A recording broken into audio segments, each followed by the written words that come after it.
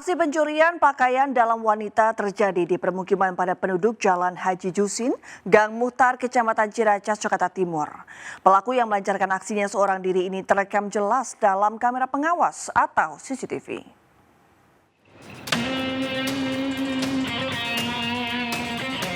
Inilah rekaman CCTV saat seorang pria melancarkan aksi mencuri pakaian dalam wanita di permukiman padat penduduk di Jalan Haji Jusin, Gang Muhtar, Ciracas, Jakarta Timur. Dalam aksinya, pelaku yang seorang diri berjalan kaki sebelumnya mengintai situasi di sekitar lokasi. Melihat situasi aman, tidak ada warga yang berlalu lalang, pelaku langsung masuk ke pekarangan rumah korban dan mengambil pakaian dalam wanita jenis bra yang sedang dijemur. Menurut tetangga korban, pelaku melancarkan aksinya di waktu maghrib saat penghuni rumah tidak berada di tempat. Malam pas udah kita pada pulang, mbak sebelah ini baru cerita kehilangan celana dalam tuh apa ya, apa baju dalam gitu, kurang tahu deh. Nah, terus yang ini kita cek karena yang bisa pegang akses di sini saya, terus ada teman saya juga, satu orang lagi. Kita cek juga kejadiannya kata maghrib jam 18 lewat sekian lah. Pas dicek nggak kenal juga sih kita orangnya kayak gimana. Korban langsung melaporkan kasus pencurian ini ke Ketua RT dan memviralkannya di media sosial untuk memberikan efek jerah. Dari Jakarta, Rizky Falufi, iNews melaporkan. Pemirsa, aksi kejar-kejaran antara pelaku begal dan 3 remaja terjadi di Rejang Lebong, Bengkulu. Pelaku utama begal akhirnya dapat ditangkap dan diamankan ke kantor polisi.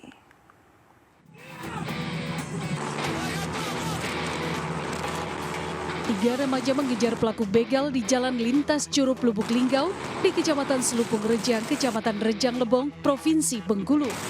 Satu pelaku berhasil ditangkap lantaran terkena lemparan helm tepat mengenai kepalanya. Hal ini mengakibatkan pelaku terjatuh dari sepeda motor milik korban yang dikendarainya dan polisi pun dapat meringkus pelaku. Menurut keterangan polisi, pelaku adalah residivis dan baru saja bebas dari penjara. Pelaku ini memang residivis, pernah melakukan tindak pidana begal juga pada waktu itu tahun 2002, seorang guru. Dan setelah kami lakukan pemeriksaan lebih lanjut, tersangka ini sementara yang kami periksa sudah 10 TKP, baik di wilayah PUT, SBU atau SBI. Baru bebas juga berarti Bang dia? Baru bebas juga. Untuk saat ini, polisi masih mengejar rekan-rekan pelaku yang diduga membantu melakukan aksi pembegalan tersebut. Dari Rejang Lebong, Bengkulu, Widodo Waluyo, iNews melaporkan.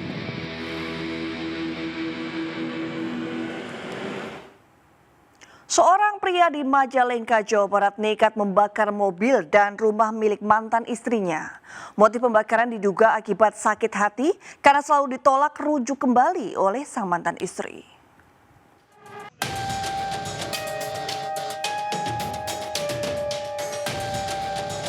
Pembakaran minibus milik seorang wanita warga desa Kumbung Raja Galuh, Majalengka, Jawa Barat oleh mantan suaminya sendiri terekam CCTV minimarket. Meski korban sempat berusaha mencegah, namun api sudah menjalar dan membakar mobil miliknya.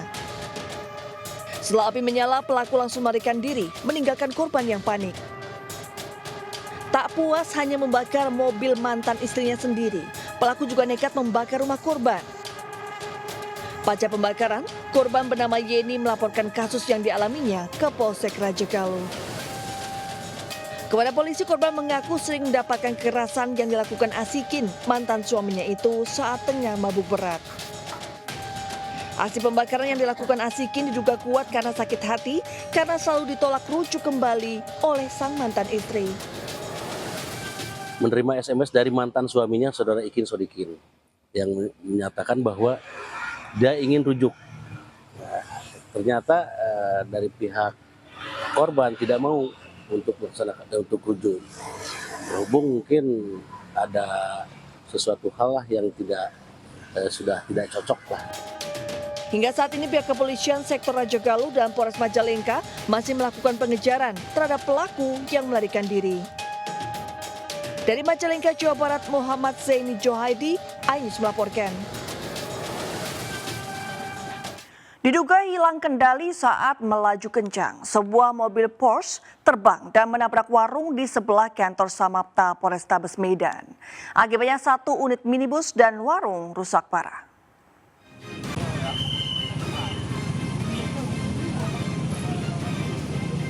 Video amatir merekam pasca terjadinya insiden tabrakan antara mobil sport Porsche dengan 1 unit minibus dengan nomor polisi BK1169 ACR di Jalan Putri Hijau, Medan, Sumatera Utara pada Rabu pagi. Sebelum terjadinya kecelakaan, mobil Porsche berwarna putih yang datang dari arah Jalan Putri Hijau menuju Jalan Merak Jingga melaju dengan kecepatan tinggi dan hilang kendali. Mobil sport ini pun keluar jalur dan menabrak 1 unit minibus yang sedang parkir di pinggir jalan hingga akhirnya mobil terpental dan menabrak warung serta dinding kantor polisi. Mobil itu lewat dari sana. Dari arah mana bang? Jalan mana? Dari arah Rungkit. Pukul 5:30 pagi. Kemudian ada nabrak Avanza yang lagi parkir. Habis itu mobil naik ke trotoar terbang. Meski kerusakan kedua mobil dan warung sangat parah, namun dilaporkan tidak ada korban jiwa dalam kecelakaan ini. Kasus kecelakaan ini ditangani Satlantas Polrestabes Medan, sementara pengemudi mobil Porsche sudah dibawa ke rumah sakit akibat luka ringan dan trauma. Dari Medan, Sumatera Utara, Ahmad Ridwan Nasution, iNews melaporkan. Aksi pemalakan yang viral dilakukan oleh pengamen dengan mengambil uang dari supir truk terjadi di lampu merah Macan Lindungan, Kota Palembang. Sebanyak 2 orang pelaku akhirnya berhasil diringkus, sementara 1 orang melarikan diri. Inilah rekaman video aksi pemalakan oleh komplotan pemalak yang dilakukan terhadap sejumlah sopir truk di lampu merah Macan Lindungan, Kota Palembang, Sumatera Selatan. Dalam rekaman video, Raihan, sang pelaku utama, memaksa mengambil uang dari sopir truk. Meski telah diberi, pelaku memaksa dengan meminta semua uang yang berada di ruang kemudi. Komplotan ini melancarkan aksinya dengan berpura-pura sebagai pengamen untuk mengawasi kondisi sekitar, sementara pelaku utama mengambil uang dengan cara memaksa sopir truk. Polisi berhasil meringkus 2 orang pelaku, yakni Chandra Irawan dan Junaidi, sementara pelaku utama Raihan melarikan diri. Pemalakan yang dilakukan oleh 3 orang, namun dari 1 dari pelaku tersebut berhasil melarikan diri dan sedang dilakukan pengejaran, di mana pelaku utama adalah saudara Rehan. Komplotan ini merupakan penjahat kambuhan dan sudah beberapa kali diamankan petugas, namun aksi pemalakan yang dilakukan terus berulang. Dari Palembang, Sumatera Selatan, Guntur, iNews melaporkan. Warga Simalingkar menangkap terduga komplotan pelaku penculikan anak saat hendak menjual anak hasil curian kepada calon pembeli. Diduga anak perempuan berusia 6 bulan ini diculik di rumahnya saat berada di ayunan.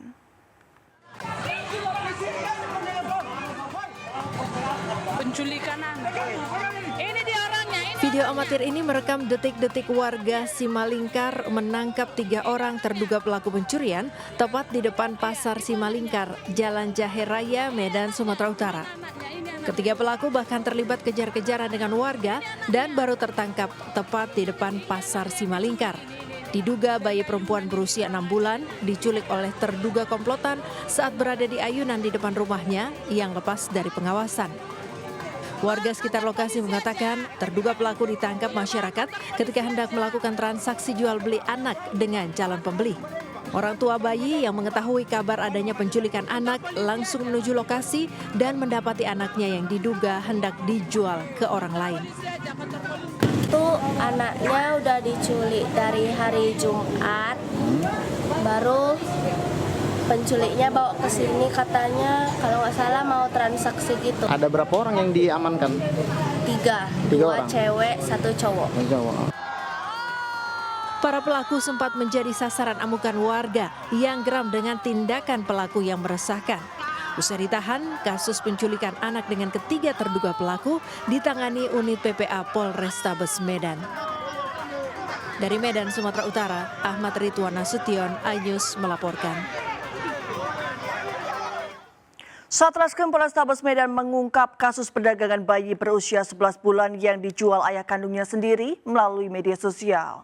2 tersangka pembeli bayi berhasil ditangkap, sementara ayah korban yang juga pelaku penjualan bayi masih buron.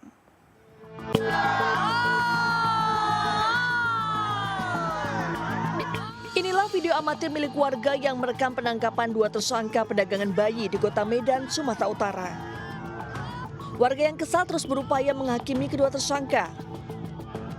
Keduanya berhasil ditangkap usai ibu korban yang mengetahui anaknya hilang akibat dijual oleh suaminya membuat kesepakatan untuk bertemu dengan kedua tersangka. Pihak kepolisian Satreskrim Polrestabes Medan langsung menetapkan 3 tersangka atas kasus tindak pidana perdagangan orang, yakni 2 wanita berinisial NJH 41 tahun, AHP 25 tahun yang telah berhasil ditangkap, serta FG 25 tahun, ayah kandung korban yang masih buron. Kedua wanita ini merupakan pembeli bayi berusia 11 bulan yang dijual oleh ayah kandung bayi tersebut lewat sosial media seharga 15 juta rupiah. Diduga perdagangan anak ini bermotif persoalan ekonomi. Polrestabes Medan menjelaskan bahwa hasil penyelidikan yang dilakukan oleh penyidik terfaktakan bahwa anak tersebut merupakan korban perdagangan anak yang dilakukan oleh orang tuanya, ayahnya berinisial FG. Para tersangka terancam dipenjara selama 15 tahun dijerat dengan Undang-Undang Pelindungan Anak. Dari Medan, Sumatera Utara, Adi Palapa Harahap, iNews melaporkan. Pemirsa, banjir yang merendam ribuan rumah di 4 kecamatan di Kabupaten Wajo, Sulawesi Selatan makin bertambah parah. Dari ketinggian banjir 1 meter kini mencapai 2 meter lebih dan membuat belasan jiwa pengungsi terlantar. Ketinggian banjir terus bertambah dari 1 meter menjadi 2 meter, merendam ribuan rumah di 4 kecamatan di Kabupaten Wajo, Sulawesi Selatan, Rabu sore. Banjir terparah di 4 kelurahan di Kecamatan Tempe, yakni Kelurahan Lailo, Salo Manggeraleng, Kelurahan Tempe, dan juga Kelurahan Matirota Pareng. Belasan jiwa warga yang rumahnya tenggelam mengungsi di tenda pengungsian di salah satu gedung di Jalan Budi Utomo, Sengkang. Warga korban banjir di tenda pengungsian terlantar dan tidak mendapatkan air bersih. Di dalam sudah di atasnya sudah setengah kaki di dalam rumah. Ketinggian air dari bawah ke sini ada berapa meter kira-kira? 3 meter lebih. 3 meter lebih. Rumah sudah tidak bisa ditempati. Sudah tidak bisa ditempati. Di sini sama siapa Ki mengungsi? Di sini saya mengungsi sama tetangga. Ada 6 kakak tetangga. Iya. Warga yang menempati tempat pengungsian berjumlah 6 kepala keluarga dan 3 balita. Saat ini para pengungsi membutuhkan air bersih, namun dinas terkait belum bisa menyediakan. Dari Kabupaten Wajo, Sulawesi Selatan, Amnar Sengkang, iNews melaporkan.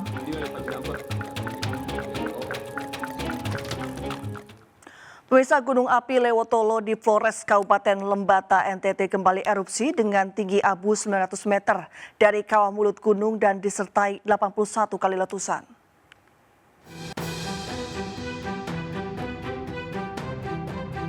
Pasca peningkatan status dari waspada menjadi siaga, Gunung Api Lewotolok di Flores, Kabupaten Lembata, NTT tidak henti-hentinya mengeluarkan material vulkanik.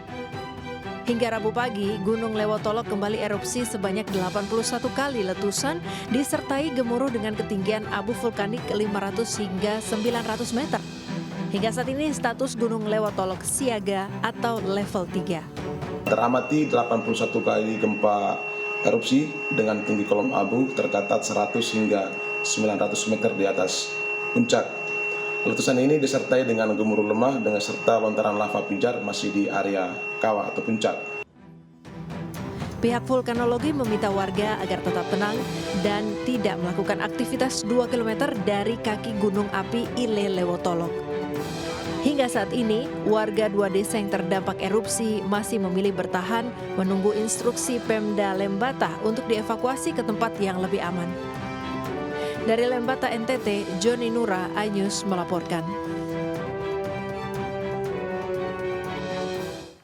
Warga Kabupaten Sika, Nusa Tenggara Timur dihebohkan dengan ribuan ekor ikan selar naik ke daratan di pesisir pantai Wairhubing. Diketahui kejadian langka ini baru pertama kali terjadi di Sika.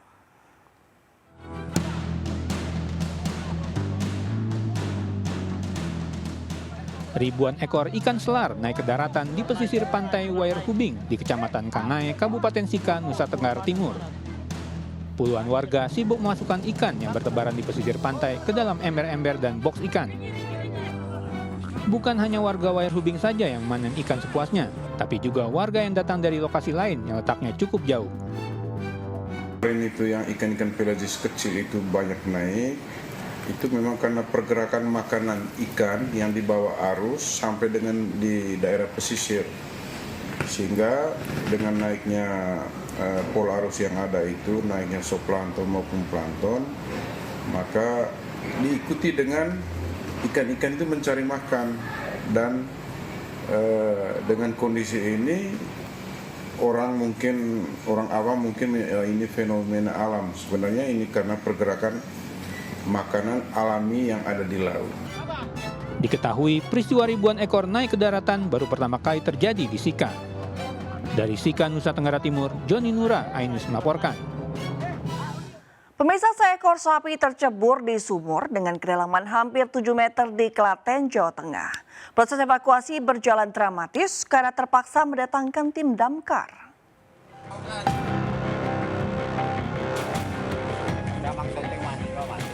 Seekor sapi terjatuh dalam lubang sumur sedalam 7 meter di Kecamatan Prambanan, Klaten, Jawa Tengah. Proses evakuasi sapi berjalan cukup dramatis oleh tim damkar Satpol PP Pemkab Klaten. Setelah 1,5 jam kemudian, akhirnya sapi dapat dievakuasi dengan selamat. Diketahui sapi dituntun pemiliknya untuk dimasukkan ke dalam kandang, namun justru terlepas hingga akhirnya terjebur ke dalam sumur. Selanjutnya kita menggunakan metode penambahan debit air agar sapinya terangkat ke permukaan. Selanjutnya kita bergotong royong dengan warga untuk mengangkat sapi tersebut. Selanjutnya sapi dikembalikan kepada pemiliknya dan kembali dirawat untuk dijual saat Lebaran Idul Adha nanti. Dari Klaten, Jawa Tengah, Saiful Effendi, iNews melaporkan. Kepolisian Resor Metro Jakarta Utara telah menetapkan 1 tersangka atas kasus tewasnya taruna tingkat 1 dari Sekolah Tinggi Ilmu Pelayaran STIP Marunda, Jakarta. Dan berikut liputan Irfan Ardiansyah dari Polres Jakarta Utara. Penyidik Polres Metro Jakarta Utara kembali melaksanakan gelar perkara kasus tewasnya Putu Satria, seorang mahasiswa taruna Sekolah Tinggi Ilmu Pelayaran yang tewas dianiaya oleh seniornya yakni yang berinisial TRS. Namun belum dibeberkan secara pasti. Gelar perkara kedua ini dilakukan untuk menentukan tersangka baru atau bukan.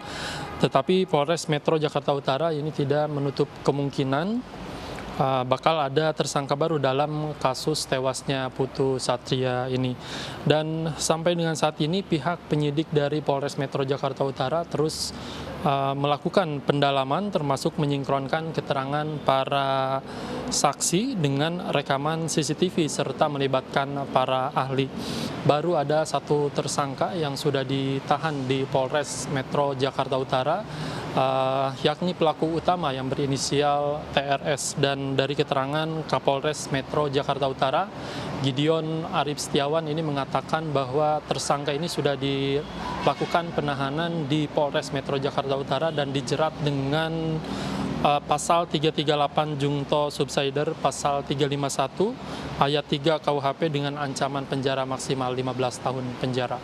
Dari Jakarta, Irfan Hardiansyah, Pandoprio, iNews melaporkan. Pemirsa, jelang penyelenggaraan ibadah haji tahun ini, pemerintah hari ini memberangkatkan 437 petugas haji ke Arab Saudi. Keberangkatan petugas gelombang pertama ini dilakukan dari Asrama Haji Pondok Gede, Jakarta.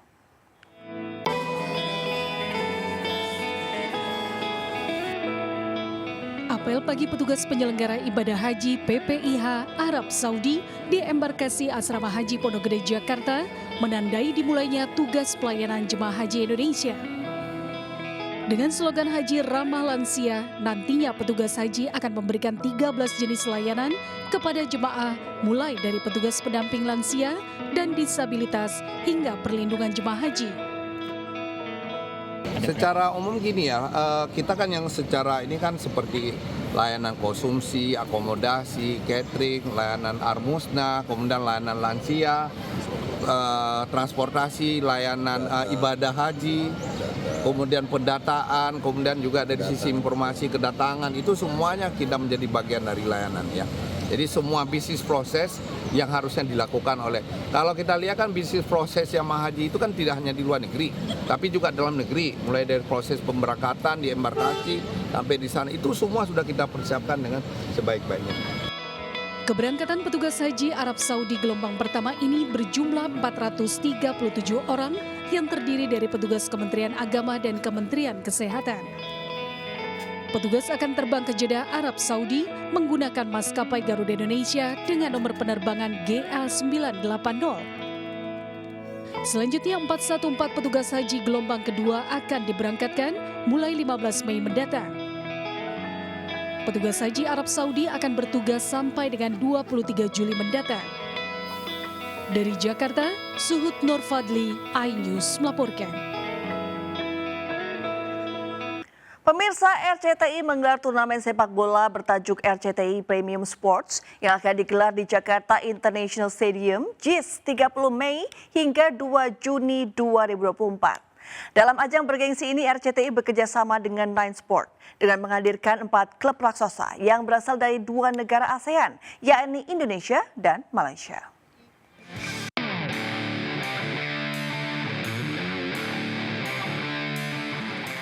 RCTI menggelar ajang turnamen sepak bola bertajuk RCTI Premium Sports yang akan berlangsung di Jakarta International Stadium JIS 30 Mei hingga 2 Juni 2024.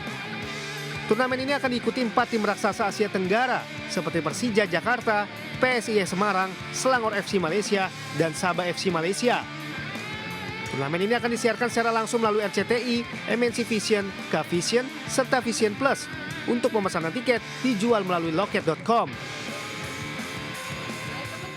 Kita telah melalui pelatihan selama 5 minggu dan untuk menyertai kejuaraan ini pasti akan membantu banyak aspek dalam pasukan Sabah dan kita berharap kita dapat memenuhi semua impian di mana setiap pasukan ingin menjadi juara dan itu juga merupakan target utama kita. Pasti positif, apalagi kita tahu bahwasanya ini bukan turnamen yang biasa aja, karena kan RCTI yang menyelenggarakan ini di JIS juga dan juga ada hadiahnya, apalagi lawan yang kita hadapi bukan tim-tim lokal aja, ada Malaysia, ada 2 tim Malaysia dan juga PSIS Semarang, jadi artinya saya dan teman-teman juga pasti akan sangat excited dan sangat positif untuk menjalani turnamen ini. Dari Jakarta, Ani Septiarani, M. Damar Wicaksono, iNews melaporkan. Sejumlah tim dari berbagai daerah memacu adrenalin dengan mengikuti lomba dayung tradisional perahu naga di Pantai Jerman, Kuta, Badung, Bali. Untuk bisa menjadi juara, peserta tidak hanya dituntut adu otot, tapi juga adu otak dalam membaca arah angin dan arus.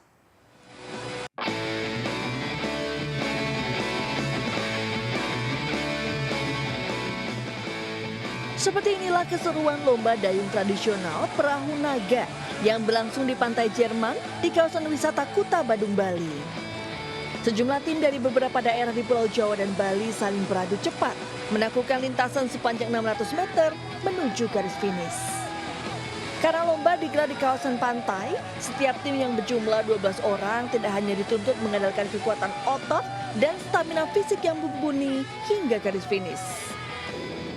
Peserta juga dihadapkan pada tantangan untuk lihai membaca arah angin dan arus, pergerakan ombak maupun gelombang laut, serta mewaspadai karang yang banyak ada di kawasan tersebut. Meski menghadapi tantangan alam yang lebih besar, para peserta umumnya mengaku hal ini justru menjadi tantangan tersendiri. Persiapan sendiri kita latihan tiap hari Pak, tiap hari, tapi kalau mendekati lomba kita latihannya intens, 1 hari 3 kali Pak. Untuk tantangannya sih lebih besar di pantai. Soalnya kan ada ombak, ada angin, terus cuaca nggak menentu. Jadi, tapi untuk suasananya lebih terasa di pantai daripada di sungai di Nganukal. Lomba ini rencananya akan rutin digelar setiap tahun, termasuk mengundang tim-tim dari luar negeri untuk mempromosikan pantai Jerman sebagai destinasi wisata bahari di Bali. Dari Badung, Bali, Bagus Alit, iNews melaporkan.